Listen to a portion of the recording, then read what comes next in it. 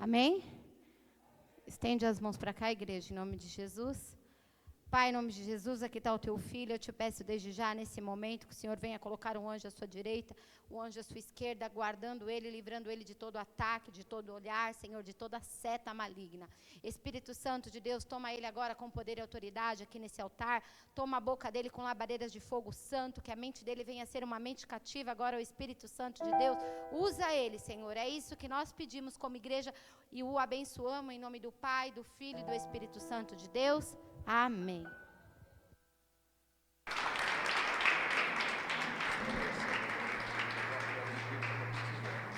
Oh, glória. Pai do Senhor Jesus, amém? Glória a Deus, boa noite a todos. Quem veio aqui ouvir uma palavra da parte do Senhor? O povo do Glória veio hoje ou ficou em casa por causa do frio? Abra sua Bíblia comigo. Meu Deus.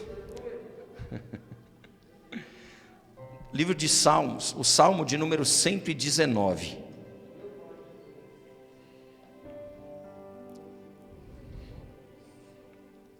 Salmo de número 119, para a glória de Deus.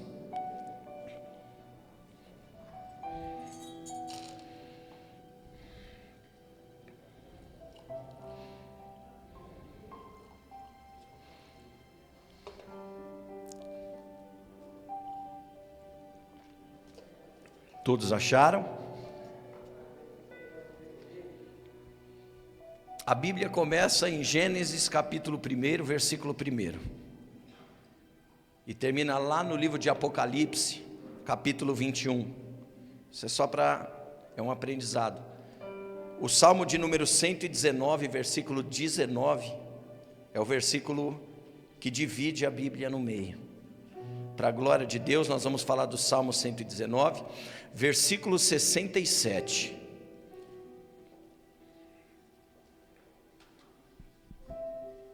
Glórias a Deus. Vai ser na raça. Eu vou ler um versículo e vou deixar Deus falar aqui. Amém? Salmo 119, versículo 67 diz assim: Antes de ser afligido, eu andava errado, mas agora eu guardo a tua palavra. Vamos ler mais uma vez juntos? Antes de ser afligido, eu andava. Repita isso comigo. Antes de ser afligido, eu andava, mas agora eu guardo a tua. Vamos lá mais uma vez? Pessoal que está com frio, deixa o Espírito te aquecer. Antes de ser afligido, eu andava, mas agora eu guardo a tua. Pode tomar o seu assento. Pode dar glória também para Jesus, viu? E se ele merece uma salva de palmas, aproveita que essa é a hora.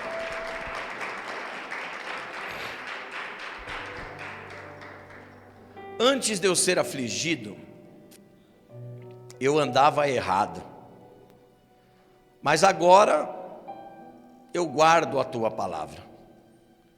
Se olharmos para um ditado que é dito muitas vezes dentro da igreja, bispos, pastores, obreiros da casa do Senhor, nós ouvimos um ditado que entoa dentro da igreja dizendo assim: que todos vêm para a presença de Jesus pela dor.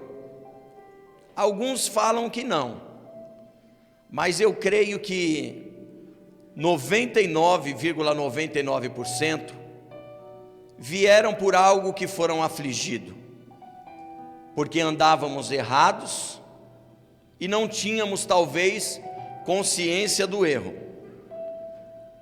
Mas depois de nós sermos afligidos, nós conhecemos esse Jesus lindo, maravilhoso e cheiroso.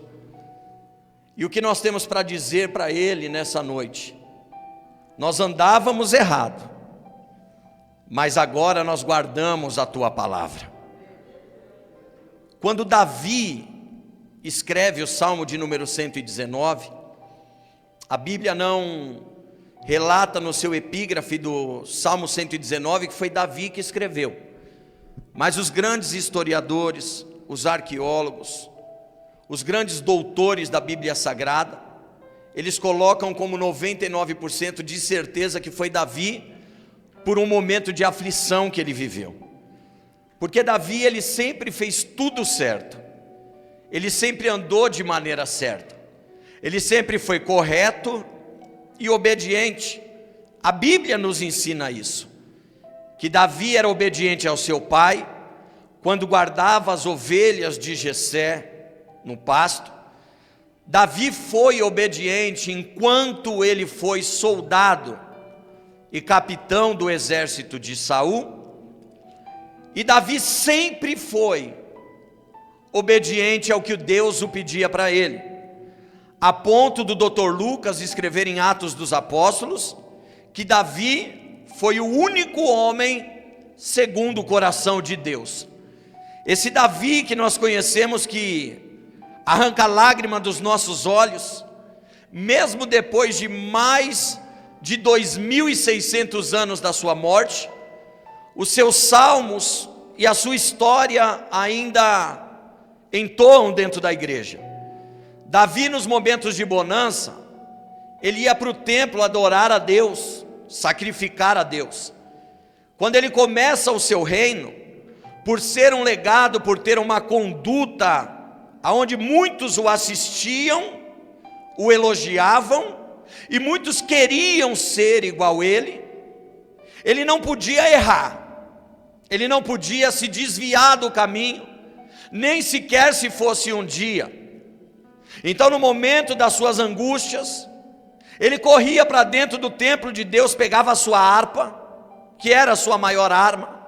A maior arma de Davi não foi a espada, foi a sua harpa. Então ele começava a chorar e a se derramar na presença desse Deus.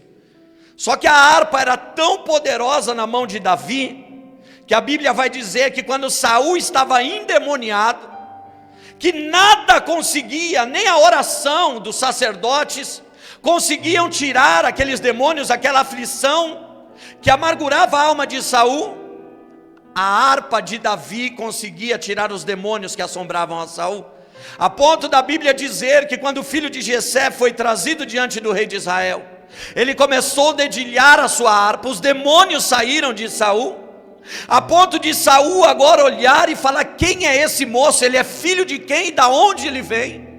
Porque a aflição de Saul era tanta, que aqueles demônios que o afligiam, de repente, ele sente uma paz dentro do seu coração, a sua alma agora está em paz, e não precisou, Bispo John, sequer uma palavra, apenas o dedilhar de um instrumento musical. Nesses momentos de angústia, quando Davi se torna rei de Israel, nós sabemos que nada é fácil, porque quem muito almeja coisas grandes, grandes lutas e grandes batalhas precisam ser ultrapassadas e vencidas. Tem até um jargão que nós usamos, que quando Davi era pastor de ovelhas, as suas guerras eram contra ursos e leões, mas depois que Davi se transforma rei de Israel, a sua luta não é mais contra leões e ursos, as suas lutas agora é contra nações e contra reinos. Aí Jesus vai nos ensinar dizendo em uma das suas parábolas: quanto mais nós requeremos, mais será requerido de nós. Eu não sei qual é o tamanho dos seus sonhos e dos seus projetos. Se for coisas pequenas, insignificantes, fica tranquilo que vai ser fácil de alcançar. Agora, quando o sonho é grande, quando nós queremos alcançar lugares grandes aonde ninguém alcançou, as lutas serão gigantescas. Mas Jesus, ele nos dá um respaldo, uma paz no coração, dizendo assim: ei, nesse mundo eu sofri aflições, mas eu venci, e aqueles que estiverem comigo também vencerão. Então era uma certeza que Davi tinha no coração, pastor Daniel. É por isso que em meio às guerras ele entra para dentro do templo e vai escrever o Salmo 23, o Senhor é o meu pastor, e nada me faltará. Davi vai escrever no Salmo de número 27, versículo de número 4, Senhor, eu posso ter o reino nas minhas mãos, posso ter o ouro e a prata e um exército poderoso, talvez o mais poderoso da terra, mas nada disso me comove e nada disso compra o meu coração. E quando Deus olha do céu, Davi dizendo isso, agora Davi arranca um sorriso do rosto de Deus, talvez até uma lágrima dos olhos de Deus. Ele diz assim: mas uma coisa eu peço ao Senhor, e buscarei com todas as minhas forças, que eu possa estar na sua casa todos os dias da minha vida.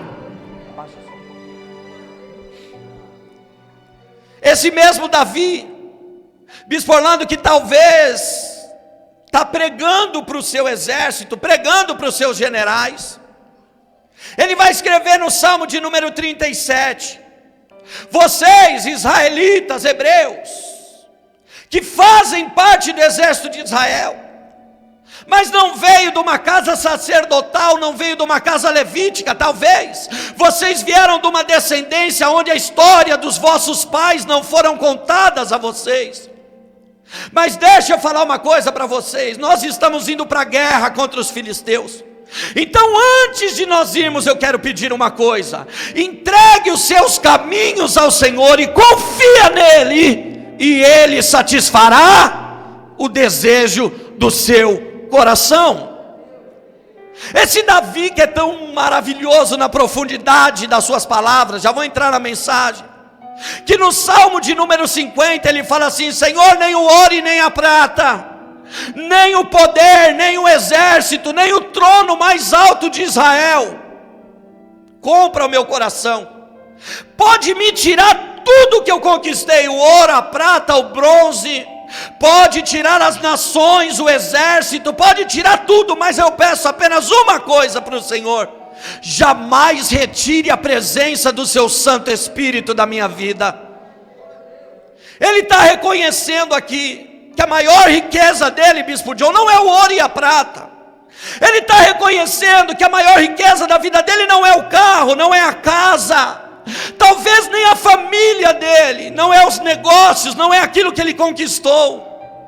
Ele está reconhecendo que a maior riqueza da vida dele é a presença do Santo Espírito de Deus. Quem tem essa presença aqui, dá um berro de glória a Deus e aleluia, por favor. Esse mesmo Davi, que vai escrever no Salmo de número 139, Senhor, se eu subisse nos mais altos montes, lá o Senhor estaria. Se eu descesse no mais profundo do Seol da terra, lá também o Senhor estaria. Se eu subisse até os céus, lá também o Senhor estaria. E ele vai dizer: e eu achando que podia me esconder dos seus olhos. Aí Davi vai escrever assim, olhando para o céu: antes de eu me formar no ventre materno da minha mãe. Ele está dizendo: antes do meu pai coabir com a minha mãe, antes do meu pai casar com a minha mãe, antes do meu avô casar com a minha avó, antes do meu bisavô casar com a minha bisavó, o Senhor já sabia quem eu era, já tinha me dado nome e sobrenome, e a minha vida, a história da minha vida já estava escrita, e dia por dia, minuto por minuto no seu livro.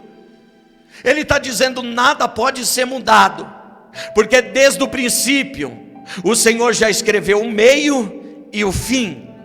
E o que me alegra pregar essa mensagem nessa noite, que o meio, ele diz que nós passaríamos por tribulação, por perseguição, por humilhação e por dificuldade, mas ele diz que no final ele venceu, e quem estivesse com ele também ia vencer. O final da história, Bispo Orlando, que esse Deus escreve, é que aqueles que perseveraram até o fim foram salvos, e para cada um deles receberão uma coroa de glória dentro dos céus, aonde nós diremos para o nosso Senhor: Santo, Santo, Santo, Santo é o Todo-Poderoso Deus dos exércitos. Esse Davi, que se nós pararmos a história por aqui, nós já vamos para casa com o coração regozijando, talvez dizendo assim: eu quero ser perfeito igual esse homem, Eu quero alcançar os lugares aonde ele alcançou. Davi alcançou lugares, pastor Daniel, que ele não precisava pedir, que ele chegava perto dos homens de confiança. Numa certa vez ele só pensou e disse assim: quem me dera beber das águas de Belém, da terra de meus pais, aquela água pura, ungida e maravilhosa, que faz anos, muito tempo que eu não bebo, porque Belém ficava muito distante de Judá, onde Davi morava e onde ele reinava, a ponto dele ser tão referência para quem andava do lado dele.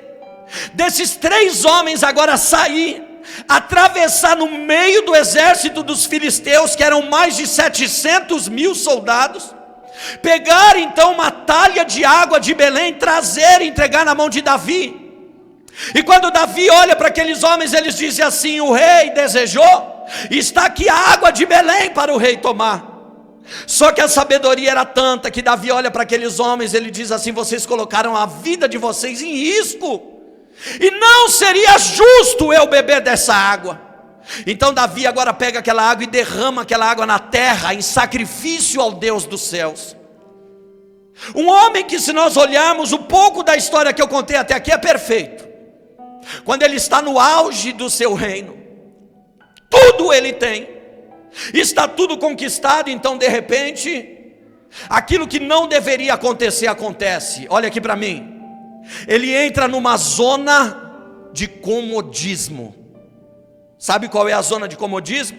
É quando nós estamos na aflição, quando nós estamos no fundo do poço, nós fazemos propósitos, projetos com Deus, e o Senhor começa a nos levantar, o Senhor começa a nos honrar dentro daquilo que nós prometemos para Ele fazer, o Senhor começa a nos fortalecer, o Senhor nos pega pela mão e nos coloca em pé. Mas parece que quando as coisas começam a ser conquistadas, nós, olha aqui para mim, nós começamos a amolecer, já começamos a fazer corpo mole para a situação, porque já não há mais aquela aflição, nós já conseguimos resolver parte do problema, então o resto é consequência daquilo que pode acontecer. Então vai dizer a Bíblia que o pau está quebrando, que Joabe, Urias, os valentes de Davi estão no meio de uma guerra travada contra os filisteus. Eles já estão numa guerra que dura 1 ano e 8 meses, 24 por 48. E Davi, que era um general de guerra, assim como ele era rei, deveria estar na guerra junto com os soldados, porque era assim que funcionava. Israel, quando ia para a guerra, preste atenção para nós aprendermos juntos, os levitas iam na frente, carregando a arca da aliança, que era a presença de Deus, iam adorando a Deus, com seus instrumentos, com suas trombetas, com seus alaúdes, com seus tamborins, com os seus símbolos. Logo atrás vinham os generais de linha de frente, comandando os seus exércitos, cada um na frente da tribo ao qual pertencia. E Davi vinha com seu cavalo, marchando na frente de todos, como se fosse o comandante da guerra. Mas dessa vez ele não foi, porque estava na zona de comodismo. Então a Bíblia vai dizer que ele foi passear na varanda do palácio. Eu sei que todos aqui conhecem a história, mas eu quero testificar o que Deus falou comigo agora aqui no altar. Ele vai então para a varanda do palácio, e como o diabo não é nada bobo, ele sabe preparar. Então antes de eu começar a ministrar aqui, eu quero que você olhe para o Davi que está do seu lado e fale: o diabo conhece os seus gostos, viu? Ele sabe exatamente do que você gosta, ele sabe a comida que você mais gosta, ele sabe o tipo de homem que você mais admira, ele sabe o tipo de mulher que você mais admira, ele sabe os seus desejos e os seus gostos, e ele trabalha em cima das suas palavras dentro dos seus desejos. Porque a Bíblia vai dizer que onisciente e onipresente é só Deus, que sabe o que vai acontecer antes de acontecer, e está em todos os lugares ao mesmo tempo. O diabo não. Ele não é onipresente, ele não pode estar em todos os lugares ao mesmo tempo, mas ele faz questão de deixar os seus enviados prestando atenção em tudo, para levar até ele, para ele poder tentar ter o controle. E ele também não é onisciente, Ele não sabe o que você está pensando, mas Ele age através daquilo que sai da sua boca. Davi está andando então agora do lado de fora do palácio. E Davi, ele tinha um ponto fraco. Assim como Salomão, seu filho, herdou esse ponto fraco. Era mulher. Tanto que Salomão teve 1000 mulheres. Toda vez que a gente fala isso, os varões dão até glória. Só que imagina carregar 1000 sogras atrás também, como é que é, meu amigo? Ainda mais daquelas linguarudas, daquelas que gostam de cuidar da vida de todo mundo. Meu Deus. Então Davi agora olha, e a Bíblia diz que Batseba está se banhando na sua casa. E aonde era a casa de Davi? Era no mais alto monte dentro de Jerusalém, que é conhecido como Monte Sião. Então da varanda da casa dele ele conseguia enxergar tudo dentro da cidade. Ele poderia enxergar tudo, mas foi enxergar a única coisa que ele não deveria ter enxergado. Então quando ele olhou, os seus olhos brilharam. Perceba bem, o diabo percebe a situação e prepara um campo para derrubar aquele homem que é segundo o coração de Deus. Davi deseja agora aquela mulher. Então ele chama agora o mordomo do palácio e pergunta para ele quem é aquela mulher que mora ao lado do palácio. E o mordomo fala: é Batseba. Ela é neta de Zadok, o sacerdote. E ela é mulher de um dos seus generais de guerra, um dos homens de confiança. Aí Davi pergunta quem é, ele fala: Urias. É aquele que é citado lá em 1 Crônicas capítulo 12 versículo 7, que o menor vale por 1000, e o menor vale por 100, e o maior vale por 1000. Só que o desejo já entrou, e para controlar um desejo, quando ele entra na mente, é uma coisa, mas quando ele estaciona no coração é outra. Na mente você consegue limpar e tirar. Agora no coração, meu amigo, é onde vem a dificuldade. Ninguém peca por impulso. Todo pecado ele é almejado dentro da mente. Vem o desejo de fazer, de pecar, e depois vem o cumprimento do pecado. Esse negócio que as pessoas falam: pequei no impulso na hora. Não. Primeiro você desejou, porque se você não desejar, você não peca. Se eu não desejar tomar um copo de Coca-Cola, eu não vou tomar. Agora, se eu desejar e olhar para ele, mesmo saber que eu não posso, eu vou pegar e vou tomar. O que acontece com Davi? Ele manda agora trazer aquela mulher para o palácio para jantar com ele. Mas preste atenção na história. Mas o servo de Davi não falou para ele que a mulher era casada, e com um homem que era um dos principais do exército, que naquele momento estava no meio de um pau quebrando contra os filisteus, colocando a sua vida em risco por causa do rei Davi. E como que uma pessoa, de tudo isso que eu citei sobre Davi aqui, ainda tem coragem de chamar a mulher para jantar com ele dentro do palácio, dentro da casa dele? Você está vendo como as coisas não acontecem por impulso, elas são desejos que se tornam realidade no pecado? E quando isso acontece, Davi, agora a Bíblia vai dizer que ele coabe com aquela mulher. E agora, depois que ele passou uma noite maravilhosa, porque é assim que o diabo faz, ele dá uma noite maravilhosa, depois você vai chorar a vida inteira. É aquele velho ditado: ele dá com a colher e tira a capá.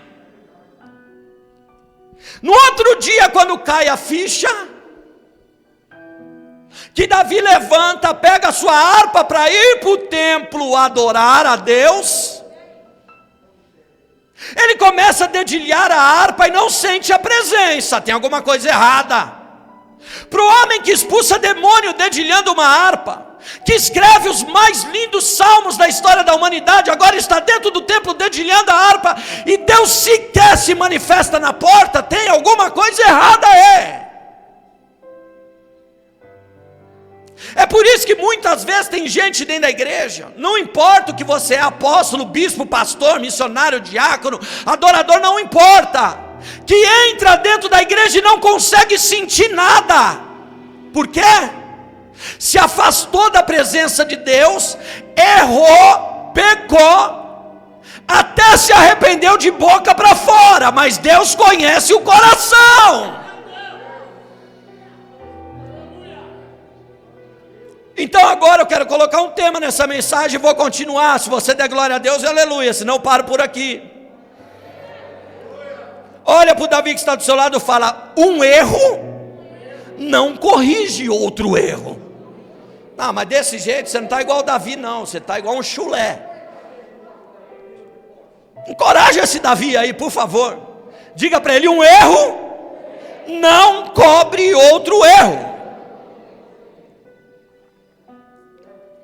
E agora? Olha aqui para mim. Ele está dentro do templo dedilhando a harpa e a mente dele está fritando. Deus não se manifesta. Sabe o que Deus está esperando da boca de Davi? Eu errei. Senhor, eu sei que eu errei. Ninguém sabe. Nem Benaia, que é o meu segurança particular, que passa o maior tempo do dia atrás da porta, guardando a minha vida, nem ele sabe. Joabe, que é o general do exército, não sabe. Zadok, que é o sacerdote, não sabe. Mas ele olha para cima e ele fala: mas o Senhor sabe. E o que me chama a atenção é que quando ele fala o Senhor sabe, Davi não é sem vergonha igual eu e você não, que fica na migué, escondido. Não, daqui a pouco o tempo passa, todo mundo esquece. Não, mas Deus não esquece. Enquanto todo mundo faz isso dentro da Bíblia, Davi é diferente. Ele fala: eu errei, eu pequei, Senhor, e não sou digno de viver. Me mata logo de uma vez, porque eu não sou digno.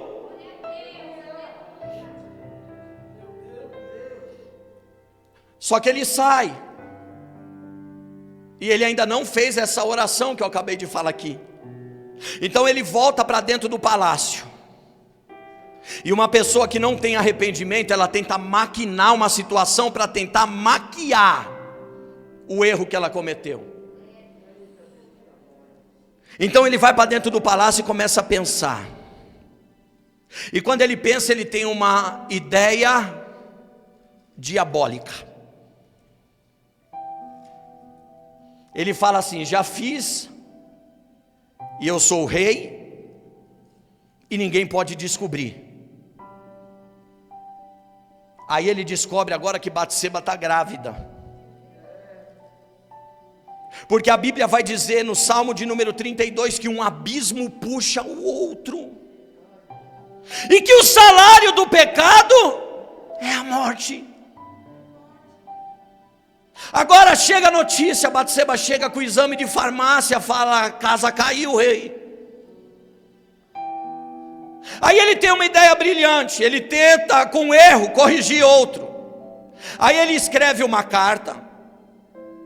O marido dessa mulher está no meio de um campo de batalha, matando os filisteus para não matar Davi. E agora ele tem uma grande ideia. Ele escreve uma carta agora, e manda o general Joabe mandar Urias de volta para o palácio, porque Davi precisa falar com ele. E esse homem agora, por obediência, vem. E quando ele chega diante de Davi, olha a situação, olha aqui para mim. Imagina você de frente para um dos seus melhores amigos, olhando dentro do olho dele, e o diabo te acusando, dizendo assim: você deitou com a mulher dele, você é um safado. O cara está no meio da guerra, se degladiando com a espada, matando, colocando a sua cara a tapa, o seu coração pronto para morrer por você. E você aproveitou a situação e se deitou com a mulher dele. Davi tentou consertar o erro com outros erros. Ele tirou Urias do campo de batalha, do posto aonde ele pertencia. Ele tentou ludibriar com conversa furada. Ele embebedou Urias e tentou fazer Urias descer para a casa dele para deitar com Batseba, porque Urias não voltava do campo de guerra há 8 meses. Para quando Urias voltasse para a guerra e voltasse para casa, Batseba tivesse com o nenê no colo e ele pensasse que era dele.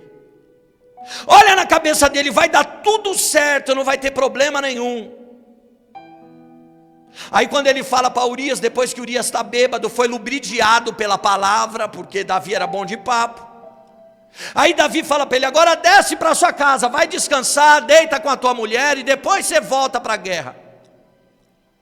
A Bíblia vai dizer que Urias saiu e dormiu na porta do palácio. Ele não foi, porque quem tem caráter de obediência não obedece direção que está debaixo de pecado.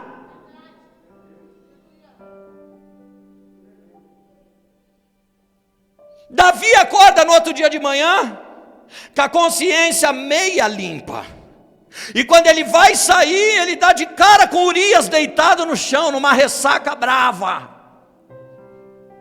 E Davi fala para ele, você não foi para sua casa? Ele fala, não, meu senhor. Como que eu iria para mim? Olha o que é fidelidade com as coisas de Deus. Como que eu iria para minha casa deitar com a minha mulher, sabendo que os meus amigos, os meus irmãos estão no campo de batalha, guerreando pela vida do meu rei, o rei Davi? De um lado tem alguém tentando enganar porque errou, porque vai acabar com a vida do cara, e do outro lado o cara não sabe de nada, mas está debaixo da fidelidade. Aqui Davi está tentando cobrir um erro com outro erro. Não é assim que deveria ter sido feito. Ele deveria ter ido para dentro do templo, chorado, se arrependido. Não remorso, porque remorso é aquele tipo de pessoa que faz hoje, chora amanhã, pede perdão, daqui um mês faz tudo de novo, a mesma história. Isso se torna um pecado de estimação que acontece vez após vezes. Arrependimento não. Arrependimento foi o que Pedro sentiu. Negou Jesus, foi avisado por Jesus e chorou amargamente a sua alma. Isso é arrependimento, porque nunca mais voltou a negar Jesus, a ponto da fidelidade ser tanta que quando foi morrer crucificado, falou, não, me crucifica de ponta cabeça, porque eu não sou digno de morrer igual o meu Senhor.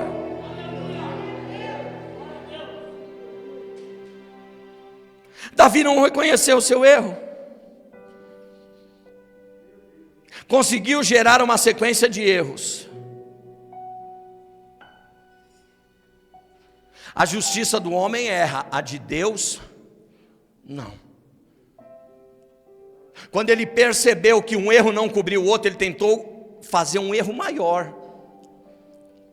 Ele mandou uma carta para Joabe dizendo assim, coloca Urias na linha de frente, na zona de perigo, e deixa que ele morra e ninguém ajude ele.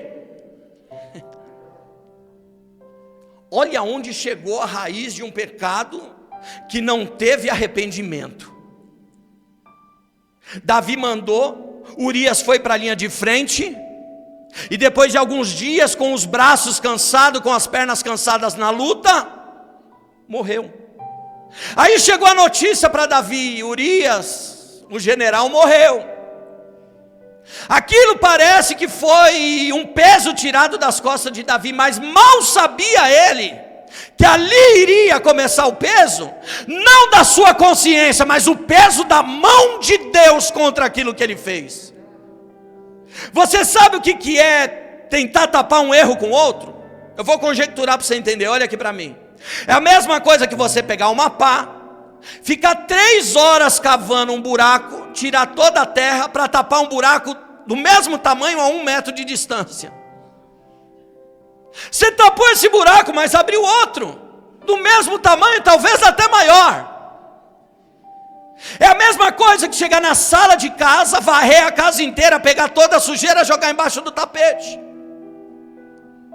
Quem vem de fora e olha, fala que casa impecável, está limpinha, mas a sua consciência está dizendo, mas embaixo do tapete está cheio de lixo.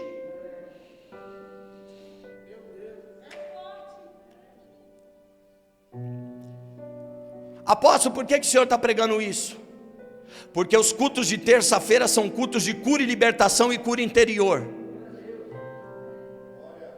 E não adianta eu vir aqui pular, e eu gosto, sou pentecostal dos bons. Não adianta eu vir aqui gritar, falar em línguas estranhas, rodar, cair no mistério que eu amo e é maravilhoso, e você precisa fazer isso para poder ser cheio da presença. Mas sair daqui e nada mudar, e todo mundo olhar e passar 1 ano, 2 anos, 3 anos, 4 anos, ainda o próprio diabo usar as pessoas para falar assim: olha, ela está 10 anos dentro da igreja e não mudou nada, cada dia que passa está pior. Cada palavra dessa que é lançada sobre esses crentes sem vergonha, é a mesma coisa que nós pegar Jesus e colocar ele na cruz de novo. Olha que ponto que Davi chegou. Tentou tapar um erro com outro erro. Quer dar glória, dá, não quer, problema é seu também. Deixa eu te falar uma coisa. Até quando você vai mentir para você mesmo? Até quando você vai achar que está enganando Deus? Mas eu estou buscando Deus, eu estou arrependido, Deus está falando assim, na sua boca, nas orações para as pessoas você está, mas eu sei o intuito que está dentro do seu coração, e eu conheço como está aí, a mim você não engana.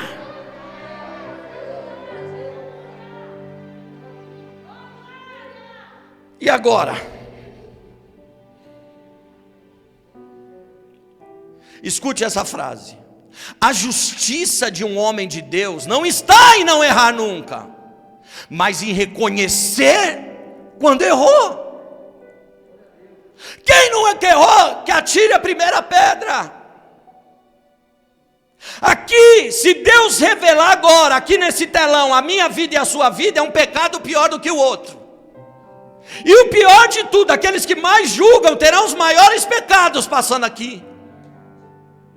Só que como Jesus é tão maravilhoso, ele nos deixa aqui a parábola da mulher adúltera, que tinha mais de 100 doutores da lei, fariseus, homens que eram reconhecidos na sociedade, jogaram a mulher nos pés de Jesus e disseram para Jesus: e aí?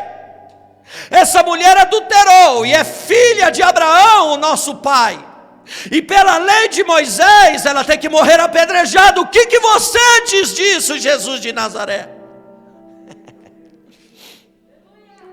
Quando Jesus, bispo, olha dentro dos olhos daquela mulher, ele não vê o pecado que ela cometeu, ele vê o arrependimento do pecado que ela cometeu. E ele sabe que ela é mulher de carne e osso e já nasceu pecadora, mas o arrependimento, bispo Orlando, brilha dentro dos olhos dela. E Jesus, quando olha para ela, ele vê. Olha para o Davi que está do seu lado, fala: quando ele olha nos seus olhos, ele vê, não tem jeito, não tem como fugir.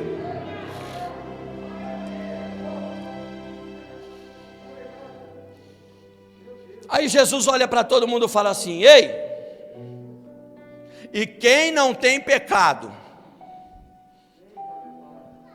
Ele está dizendo: todos que estão aqui presentes que não têm pecado, que atire a primeira pedra. Ele lançou uma palavra, pastora Juliana, ele não pode voltar atrás. Mas Jesus não tinha pecado. E se ele lançou a palavra, ele tem que pegar uma pedra e atirar na mulher. Só que antes de Jesus fazer a pergunta, ele se ajoelha. A Bíblia diz que ele toca o dedo na terra. E quando ele toca o dedo na terra, ele fala: e quem não tem pecado que atire a primeira pedra. Você sabe o que ele está dizendo? Quem nasceu do pó e não tem pecado que atire a primeira pedra. Ele está dizendo: eu não vim do pó, e para o pó eu não vou voltar como vocês. Eu vim da glória e meu corpo será glorificado, e para a glória eu irei voltar.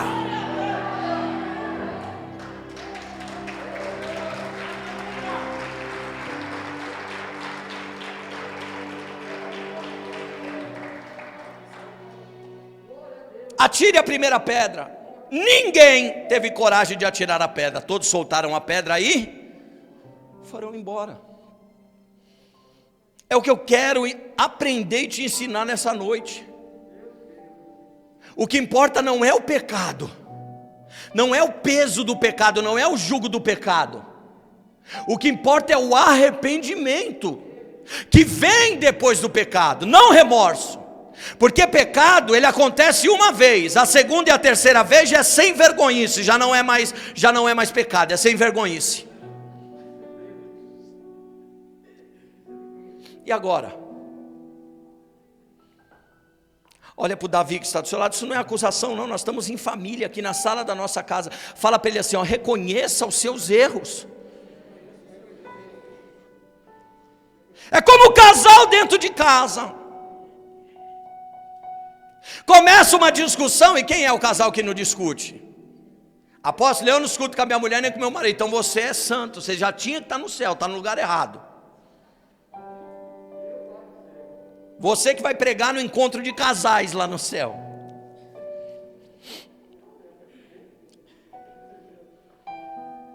É a mesma coisa dentro de casa. Começa uma discussão, aí eu começo a jogar na cara da Ione coisa que aconteceu 1, 2, 3, 4, 5, 10 anos atrás. Aí a Ione começa a fazer o mesmo comigo. Aí Jesus entra no meio e fala assim: está vendo como nunca houve arrependimento? Está vendo como é remorso? Porque arrependimento não se toca mais no assunto. A cicatriz está lá, mas eu não toco mais, porque eu não quero abrir a ferida. Então o que ficou, eu me arrependi, eu quero viver.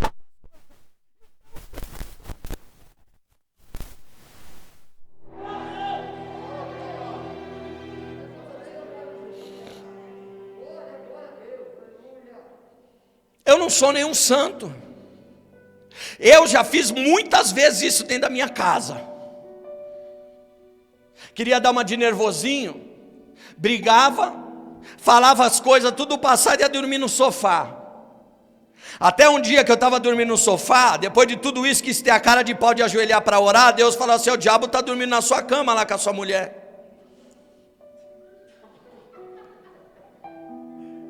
E eu fui levantar, falei: então vou tirar ele de lá. Deus falou: desse jeito?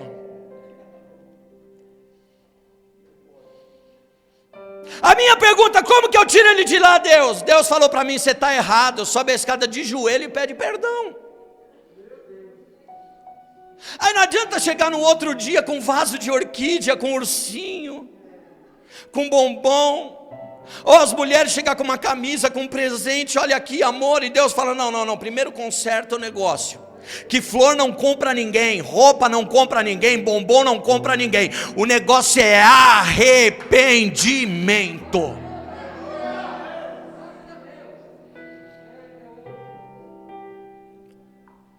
Eu não vou nem pedir para você olhar, olha para mim que é melhor.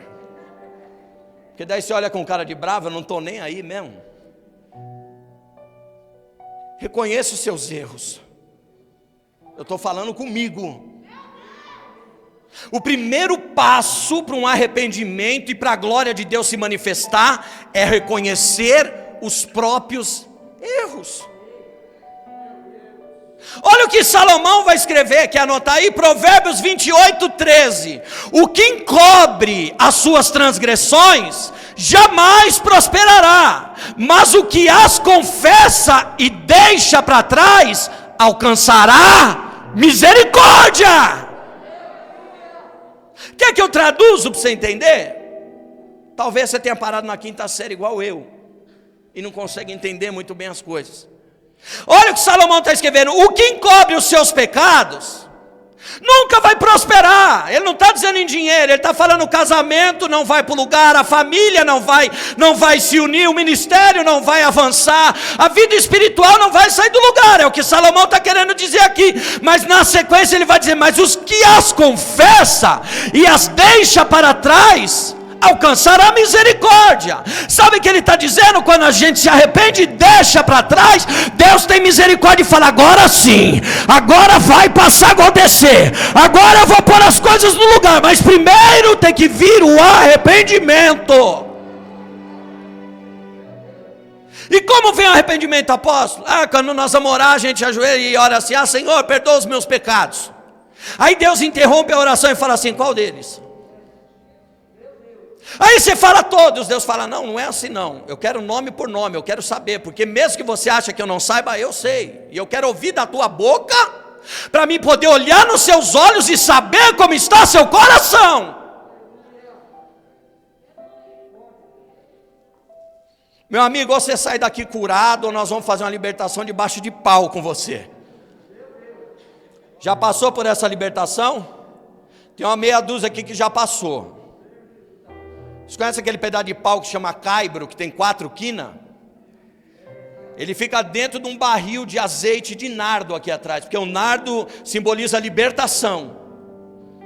Aí a gente põe você amarrado numa corda lá atrás, pendurado, e vai falando: vai, qual é o primeiro pecado? Não vai confessar? Então toma, no meio do espinhaço.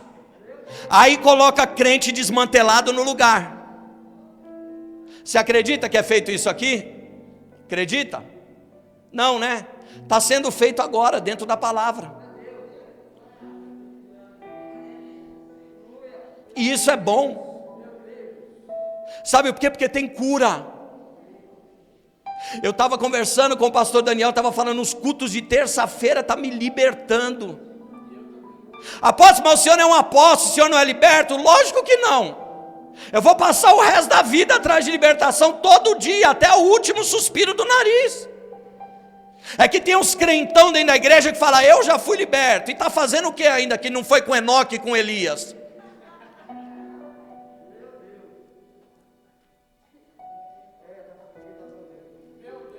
Escute isso. Davi não se arrependeu.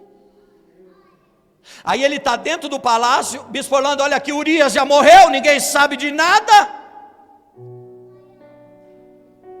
Só que a barriga de Batseba começa a crescer. E Urias está 8 meses na guerra. E aí? Aí Davi está dentro do palácio com a consciência limpa, entre aspas, mas o coração que é de Deus. Aí Natã, o profeta, escute aqui, entra dentro do palácio, e ele se prostra diante do rei como profeta e diz que viva o rei Davi eternamente. E Davi fala: pois não, meu amigo Natã, me dá um abraço aqui. Que bons ventos se sopram aqui, profeta.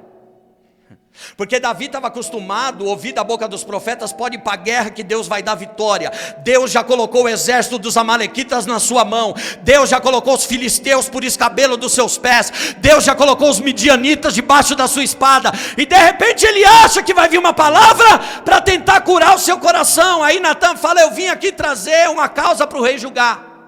Havia um homem milionário rico e um pobre. E esse homem pobre tinha só uma ovelhinha. E esse homem rico mandou roubar a ovelhinha desse homem para ele e ainda mandou matar ele. Qual é a causa e a justificativa desse homem, eterno rei Davi? Aí Davi enche o coração, enche o peito e fala: que esse homem morra e seja restituído para a família desse homem que foi morto 7 vezes mais, ou talvez tudo que ele tem. É só isso, Natã? Aí Natan fala só e vira as costas. Quando ele vira as costas, Davi cutuca ele e fala: mas quem é esse homem? Quando ele fala isso, Natan levanta o dedo e fala: assim diz o Senhor dos Exércitos, esse homem é tu. Você escondeu da tua família, você escondeu até dos homens mais íntimos, mas do Pai do céu deu a justiça do que tem que ser feito com a sua boca.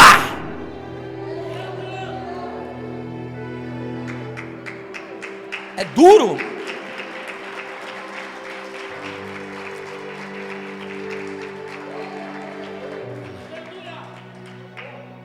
Nesse mesmo momento ele cai de joelho e reconhece o erro. Aí ele vai escrever no Salmo 139: eu achando que poderia me esconder dos olhos do Senhor. Aí é onde ele vai deixar para nós, Bispo Orlando: os olhos do Senhor estão em todos os lugares. O seu casamento só vai prosperar quando tiver arrependimento do que aconteceu no passado, uma pedra em cima e não haver mais julgamento. Porque enquanto há julgamento dentro do casamento, dentro de casa, a vida a dois vira um inferno. Aí sabe o que acontece? Ouça essa daqui, se não der glória, diga ai. Aí sabe o que acontece? Os filhos crescem vendo tudo. Amanhã os filhos se tornam como o pai. Aí o pai vai repreender o filho. Sabe o que o filho fala para o pai? Mas dentro do lar que eu cresci era assim. Mas eu vi tudo isso com os meus olhos. Pai, você é referência para os seus filhos. Mãe, você é referência para os seus filhos. Mas não use os seus filhos numa situação para se beneficiar. Davi tentou usar o filho dele para se beneficiar do pecado. Batseba está grávida. Urias morreu. Quem mora do lado do palácio? Davi. Davi tem fama do quê? De mulherengo. E agora?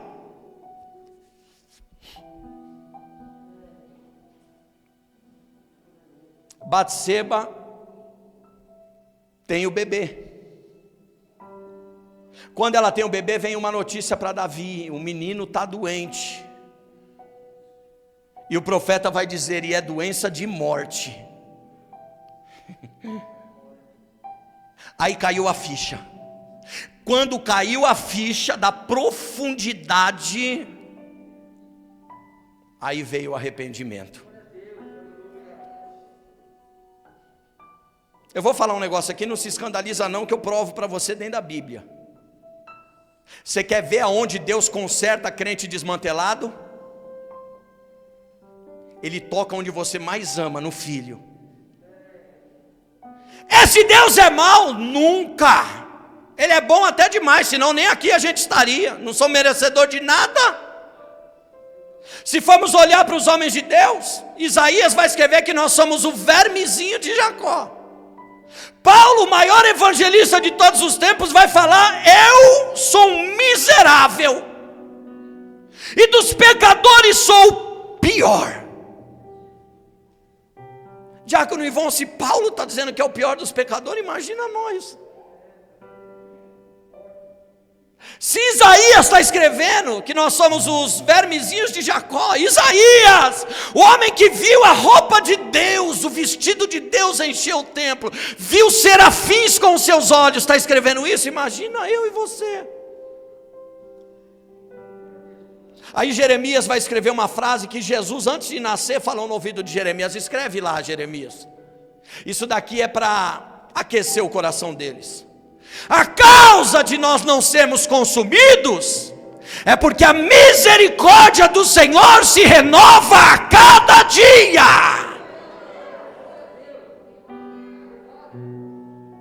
Tem mais 1h30 de mensagem, mas eu vou terminar, que tem gente dormindo na cadeira. Depois, o dia que eu tacar o microfone em você, você não vai reclamar não. Quando erramos, devemos apenas reconhecer que estamos errados e não tentar corrigir com outro erro maior ainda. Não adianta. Reconhece. É você e Deus. Entra dentro do seu quarto agora, não é o quarto da sua casa, porque quando a gente fala quarto, a pessoa imagina que é a cama onde ela dorme. Não, não, quando Jesus fala entra dentro do seu quarto, entra dentro do seu coração, aonde está tudo escondido, que só eu e você conhece. Entra lá agora, entra lá. Entra dentro daquele quartinho, dentro do seu coração, que está trancado com a chave, que você não quer que ninguém entre. Porque mesmo que você trancou ele, Jesus ele entra e sai a hora que ele quer. Como assim? Após quando Jesus ressuscita? Escuta isso daqui, eu volto para a mensagem, escuta essa. Que tal os discípulos dentro de um porão escondido com medo? A Bíblia vai deixar bem claro no Evangelho de Marcos que a porta está trancada. E de repente eles lá dentro, Jesus aparece no meio deles, mas a porta está trancada. E Jesus chega no meio deles e fala assim, ó: que a paz do Senhor esteja com todos vós. Mas ele não tocou a campainha, ninguém abriu a porta e ele não tem a chave. Jesus não precisa de chave, ele atravessa a porta como ele quer, parede como ele quer. Você acha que ele não vai entrar dentro desse quarto, no seu coração que está escondido e não sabe o que tem lá dentro?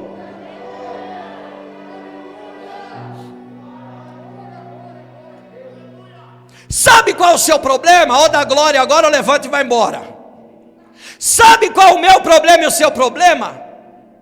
Que de vez a gente abrir essa porta trancada para Jesus, a gente sai abrindo no Facebook, sai abrindo no status do WhatsApp, sai abrindo para um, para outro, para outro, para outro. Daqui a pouco seu nome está na boca de todo mundo, e os segredos que era para estar entre você e Deus, está na boca de todo mundo.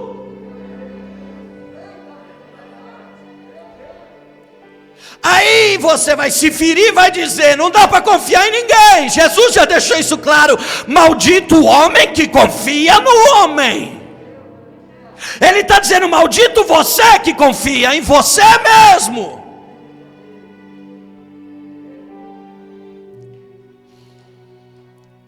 Só que agora Davi não vai mais esconder o erro com outro erro. Segura essa, que agora vem a parte boa.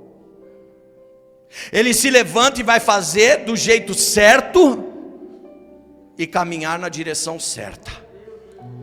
Tem mudança aqui nessa noite? Quem quer, diga glória a Deus e aleluia. Tem crente que não quer não, que nem para levantar a mão levanta. Está na igreja igual uma múmia. Vem para a igreja, fica igual uma múmia paralítica. Sabe o que é uma múmia paralítica?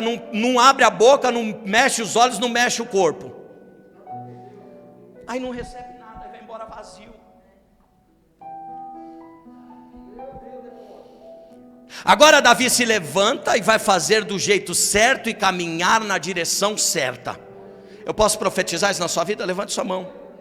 Se levanta hoje, só que vai fazer as coisas do jeito certo, não é do seu achismo, é daquilo que a Bíblia nos ensina, e caminha na direção certa.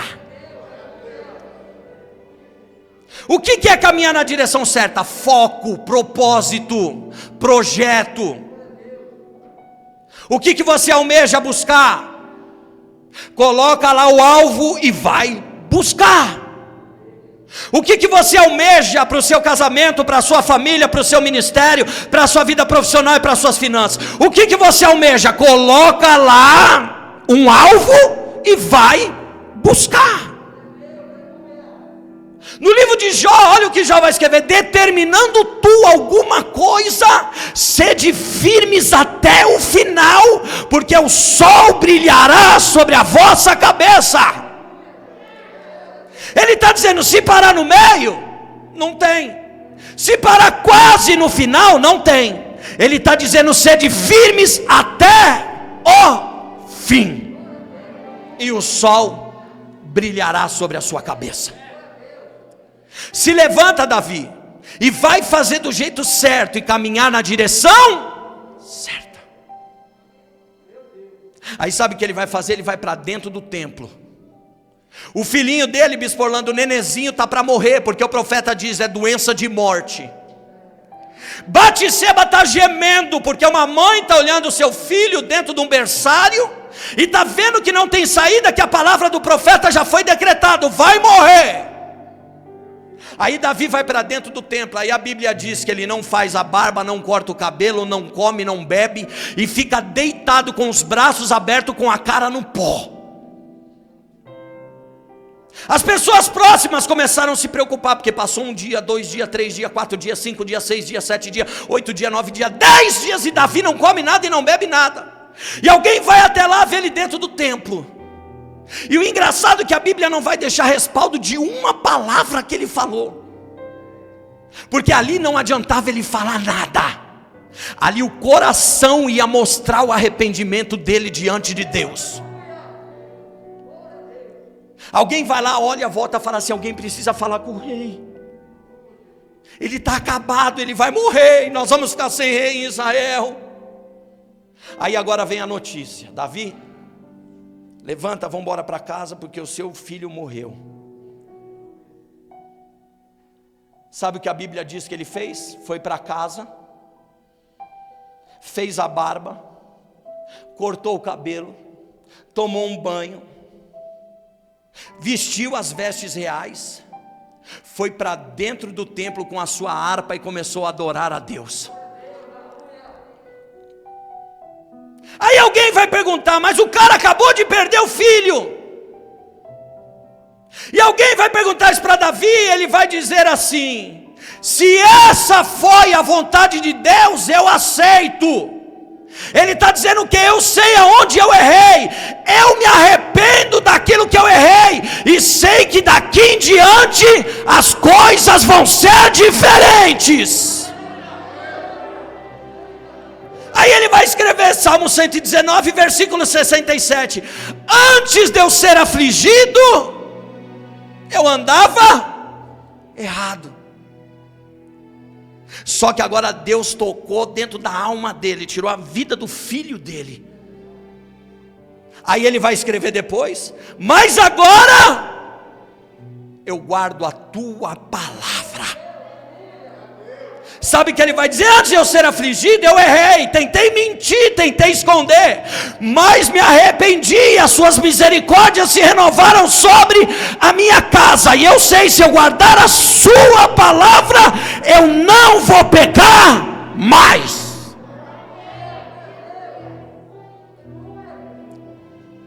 Mas sabe qual é o nosso problema? Já vou acabar, que eu sei que você quer ir embora, que você está com fome.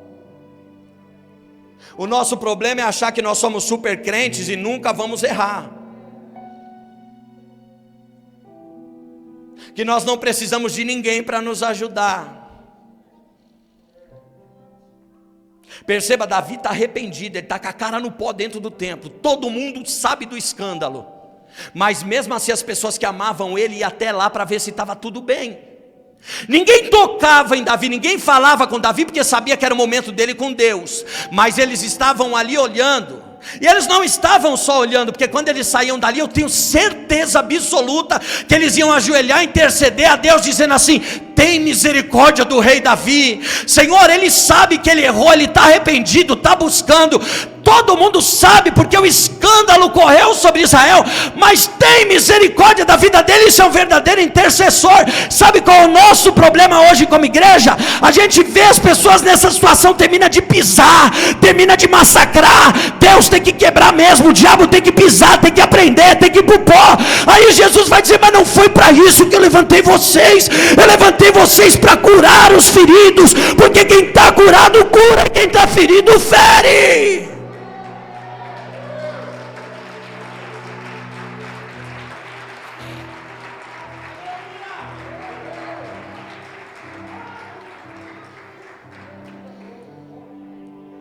Eu tomo algumas pancadas da minha lindíssima esposa, e na hora eu quero matar ela, na hora eu quero voar no pescoço dela e falar, cala a boca.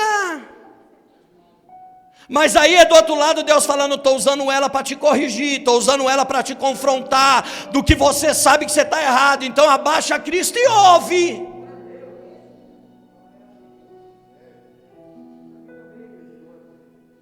Sabe qual é o meu problema e o seu problema? É não querer ouvir ninguém. Não, mas eu tenho uma vida de oração, e daí? Ah, mas eu conheço a Bíblia de fio a pavio, e daí? Ah, mas eu estou dentro da igreja fazendo a obra há 10, 15, 20 anos, e daí? Davi era rei de Israel, era o homem segundo o coração de Deus, foi o único homem que colocou a mão em uma coisa santa de Deus, e Deus não puniu, de tão santificado que Davi era. Os homens dele tiveram fome, ele olhou os homens padecendo, ele foi dentro do tabernáculo, pegou os pães da proposição e deu para eles comer, e isso não podia, era pecado abominável.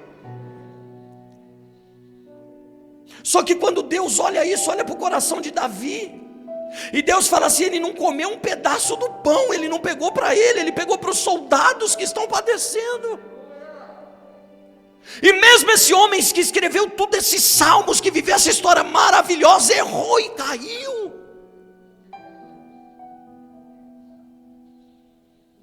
Só que agora ele se levantou, se arrependeu e foi fazer da maneira certa. E caminhou na direção certa. Pastor Daniel, daqui em diante, a história de Davi é outra. Ele se torna um rei maduro, e a Bíblia vai dizer que toda a direção que ele ia tomar, ele pegava os homens de confiança para poder aconselhar a ele. Mas hoje, quem são esses homens de confiança que a gente pode procurar para nos aconselhar? Lembro que eu disse nas últimas 2 terça-feiras: a árvore se conhece pelo fruto, não é pelo conhecimento bíblico, não é pelas roupas que a pessoa usa, é por aquilo que ela representa diante de Deus.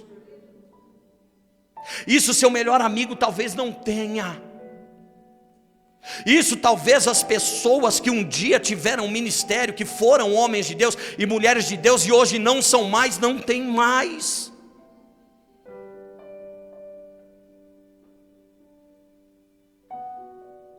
Levanta, Davi, vamos fazer do jeito certo agora. Sabe o que você faz?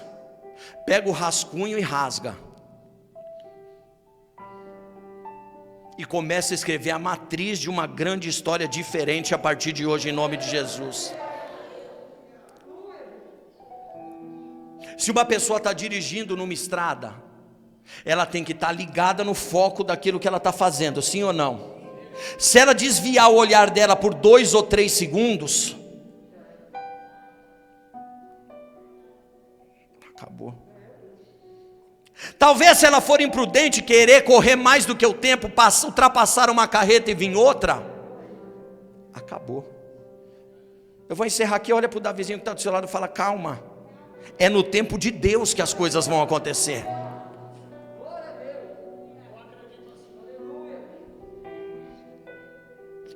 Às vezes cobramos demais das pessoas e não as ajudamos a acertar. Enfatizar seu erro não ajuda em nada para aprender o que é certo.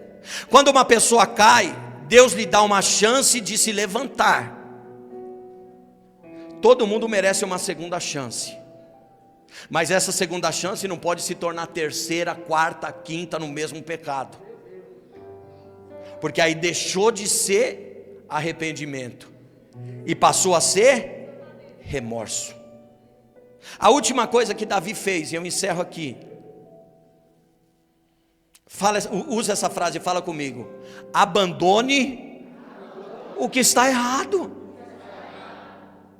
Não adianta, Bispo John, o que está errado sempre vai ser errado. Não tem como você, Bispo Orlando, pegar algo errado e querer transformar como se fosse algo certo. Não vai dar certo. O que começa errado termina errado. Para você entender, vamos levantar um muro aqui. Se a primeira fiada de bloco eu já não bater um prumo e um nível, a hora que chegar com 2 metros de altura, o muro vai estar todo torto e não tem mais conserto. Vou ter que derrubar e fazer da maneira certa. Está entendendo? Está dando para entrar aí? Não adianta ir empurrando com a barriga, achando que vai consertar, não vai. Olha o que Salomão escreve em Provérbios capítulo 10, versículo 17, guarda aí, Provérbios capítulo 10, versículo 17, o caminho para a vida é de quem guarda o ensino, mas os que abandonam a repreensão andam errado. Sabe o que ele está dizendo? O caminho só é endireitado para quem guarda aquilo que ouve da parte de Deus. Mas quem não deixa ser repreendido, quem não deixa ser consertado, vai continuar andando errado. Uma certa pessoa, uma vez lá na Leopoldina ainda, veio no final do culto, cara de pau. O cara era todo torto, todo errado, batia na mulher, quebrava a casa inteira. Cada semana tinha uma amante e ele veio querer me repreender no final do culto. Ele me chamou e falou assim: apóstolo, uma palavra que o senhor pregou, mas o senhor não vive o que o senhor pregou, o senhor não é referência. Eu falei: eu não falei para você olhar para mim como referência, e nem olhar para mim se eu vivo ou não. Olha para a palavra que eu estou pregando, porque ela não erra. Olha para a palavra que o Espírito de Deus está mandando sair do altar, porque ela não é torta, ela não vai nem para a direita nem vai para a esquerda. O negócio com Deus é aqui, é no prumo, é retinho, é no nível, meu amigo.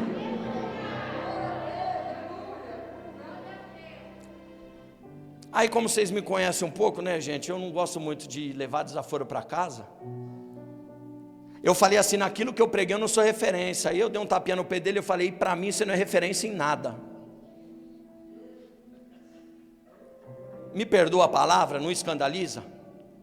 Mas o senhor já tem tantos anos de igreja, eu estou na igreja só faz 2 anos. Eu falei: o que eu tenho no meio das pernas você também tem, e não honra dentro da tua casa.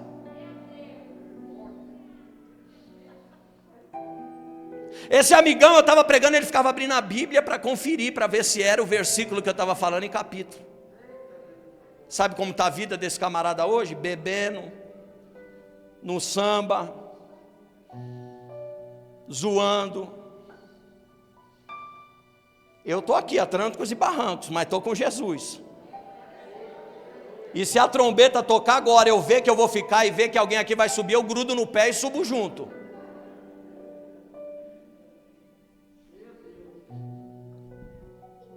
Repita isso comigo: abandone o que está errado.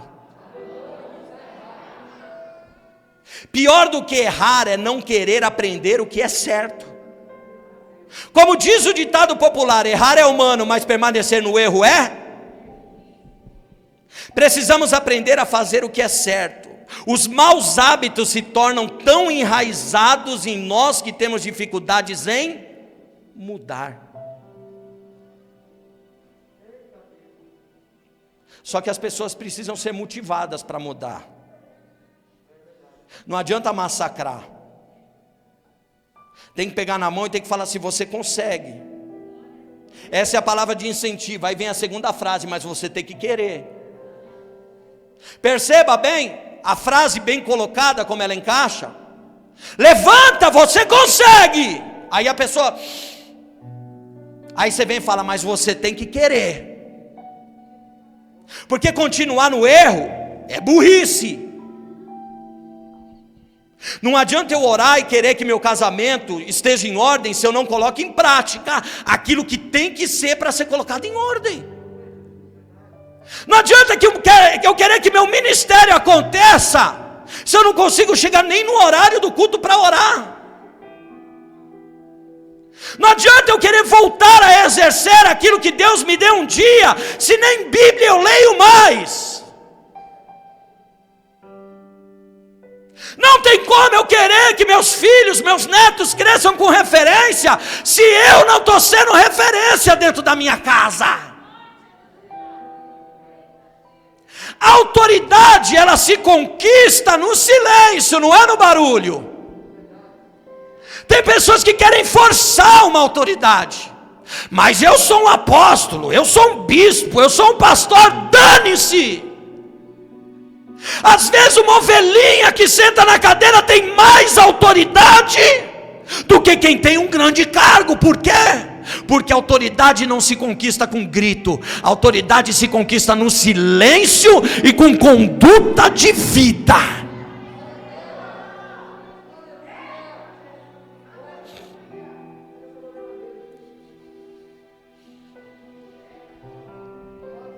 Aí Davi vai orar, se arrepende. Quando ele se arrepende, vem a consequência. Ninguém se livra da consequência. Sabe por quê? Porque a plantação, você pode escolher a semente que você quer plantar. Agora a colheita, Pastor Daniel, não tem como eu plantar uma semente de melancia e querer que nasça uma mexerica pocã. Então preste atenção, se há arrependimento de verdade aí embaixo, e aqui em cima do altar, entre eu e o pastor Douglas, a semente que eu vou começar a plantar a partir de hoje é uma semente certa, é uma semente correta. Eu vou dar o start e o início para você seguir a partir de agora. Pegue a área mais deteriorada da sua vida e comece a se consertar por ela. Não pega o mais fácil, pega o mais difícil. Porque se você pegar o mais fácil, a hora que você chegar no final do mais difícil, você não tem mais força. Então aproveita que você vai sair daqui forte, pega o mais difícil, vem de trás para frente. Conserta o que está mais errado, conserta o que mais está fora do lugar. Se arrepende daquilo que é uma luta interior dentro de você. Vai colocando as coisas no lugar. Quando você começar a colocar as coisas no lugar, aí Deus vai cumprir o que está em Mateus 6,33. Buscai em primeiro lugar o reino e a justiça de Deus, e as demais coisas vão ser acrescentadas.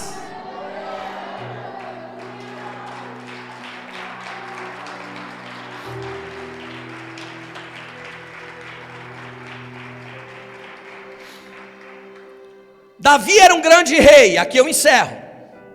Davi era um grande administrador que juntou riqueza incontável em Israel.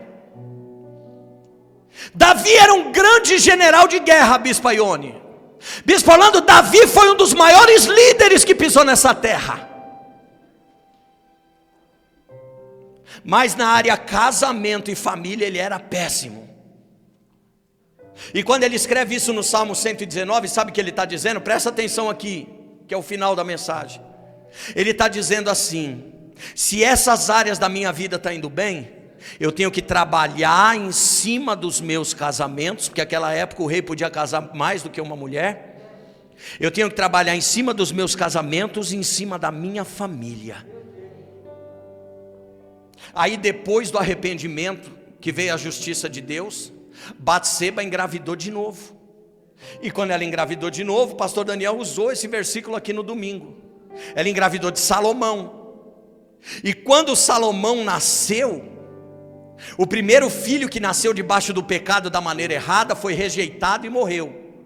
O segundo que nasceu debaixo de arrependimento da maneira certa e debaixo do conserto, quando ele nasce, Deus se apresenta a Davi e fala assim: o nome do menino será Salomão. E Deus vai dizer: e eu amo a Salomão. Olha o que acontece, fazer a coisa errada e a coisa certa. O primeiro foi rejeitado e morreu. O segundo, depois do conserto, depois do arrependimento e da maneira certa, Deus dá o nome dele e fala: e eu amo a Salomão. Se coloque em pé em nome de Jesus, por favor. Apague as luzes, filho. Eu queria que você cantasse o Liberta-me de mim. Olha aqui. Não saia daqui fingindo que você não ouviu nada. Não saia daqui usando que o altar, o púlpito te atacou. Saia daqui dizendo assim: o Senhor me repreende através da palavra dele, porque ele me ama.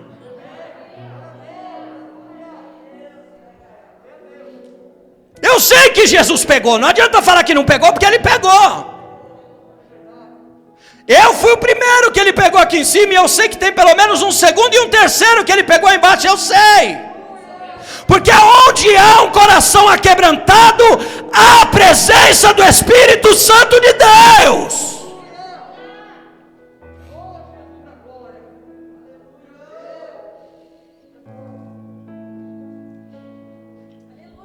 O apóstolo Paulo vai escrever assim, ó, escute isso daqui. Chegou tempos que ele tinha vontade de pecar. A Bíblia vai dizer que Elias, o leão dos profetas, tinha desejos da carne como nós temos. Imagina Paulo, imagina eu e você. E Paulo vai falar assim: chegou ponto que para mim não pecar, eu esmurrava a minha carne. Eu entendo que ele ia para um canto e começava a se bater, dizendo para ele: eu não posso.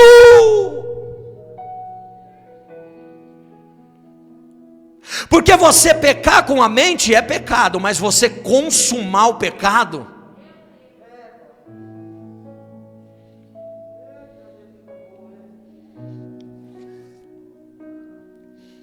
peça para o Senhor nessa noite. Fala: Senhor, liberta-me de mim. Eu preciso me libertar dessa falta de compromisso com as coisas de Deus, porque eu quero ver meu ministério crescer. Para de pôr desculpa no passado de decepções que você viveu em outros lugares. Chegou um novo tempo na sua vida, e para cada dia de vergonha o Senhor tem a dupla honra. E a glória dessa última casa será maior do que a primeira.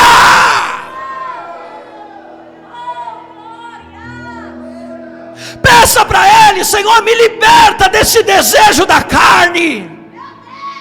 Me liberta desse espírito de prostituição que me leva a pecar no oculto. Me liberta desse espírito de mentira que me leva a mentir e acreditar nas minhas próprias mentiras. Me liberta, Senhor, dessa falta de compromisso de honrar o meu marido. Me liberta, Senhor, dessa falta de compromisso de eu honrar a minha esposa como ela merece.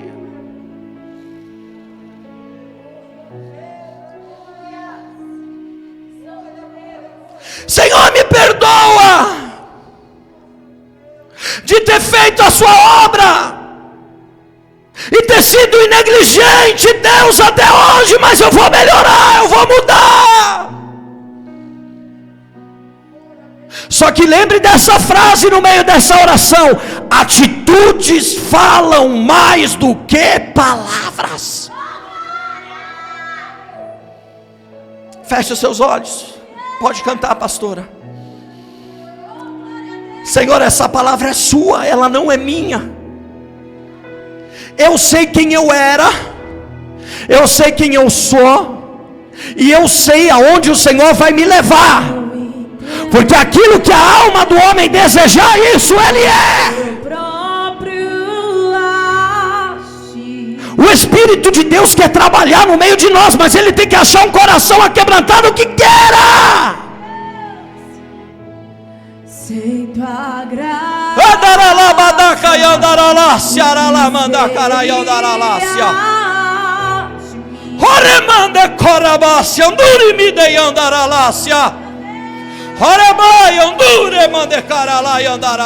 não me entendo.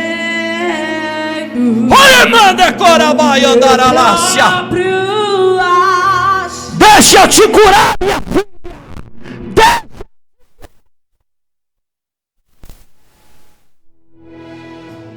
Sem tua graça, deixa eu trabalhar em você, meu filho. Deixa eu te curar. Apenas abra a porta.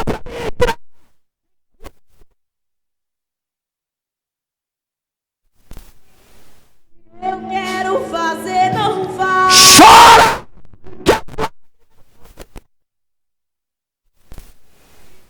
Acabo cometendo Aleluia. em meu ser. Me Deixa eu te curar. Espírito, Deixa eu te curar. ai, Para ver.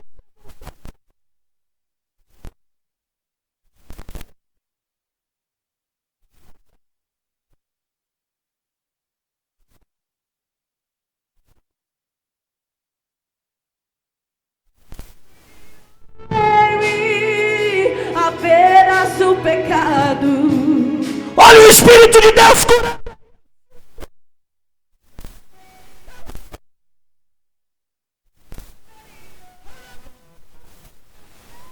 Tua lei.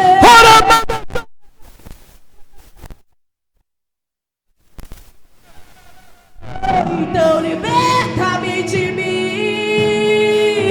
Eu quero ser a sua casa. Enche, Jesus. Estiver aqui. Deixa o Espírito.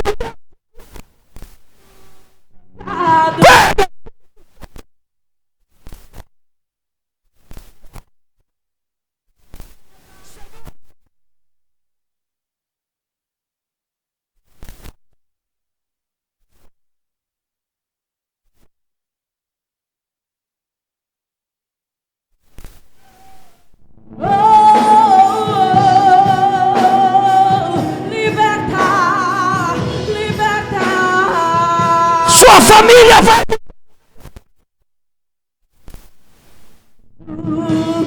Seu ministério.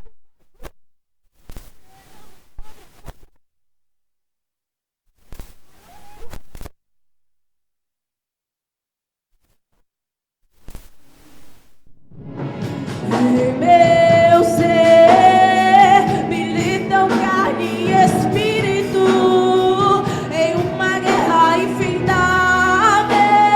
Lembre-se, você tem.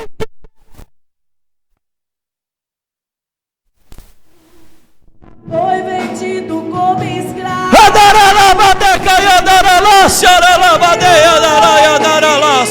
Apenas o pecado.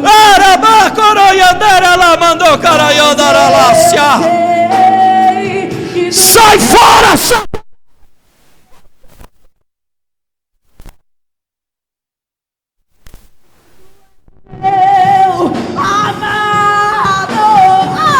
Então liberta-me de mim.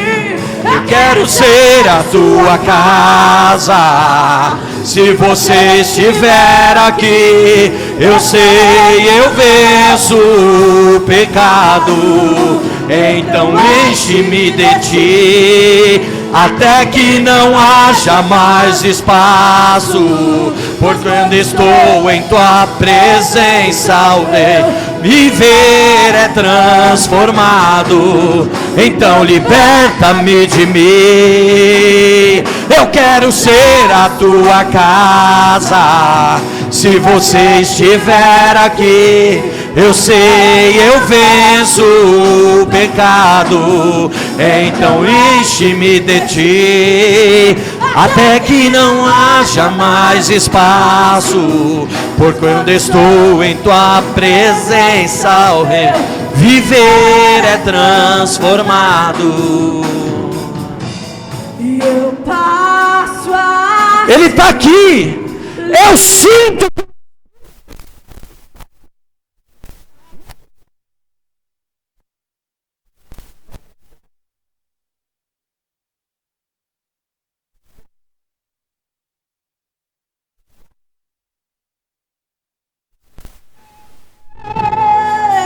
Se enche de bondade e reina o Espírito sobre a carne. Da passadeira. Então liberta-me de mim. Aleluia! Eu quero ser a sua casa. Se você estiver aqui, eu sei, eu venço o pecado. Então enche-me de ti, até que não haja mais espaço. Por sendo estou em tua presença, o viver é transformado. Então liberta-me de mim. Eu quero ser a tua casa. Se você estiver aqui, eu sei, eu venço o pecado. Então enche-me de ti, até que não haja mais espaço, pois quando estou em tua presença, o viver é transformado.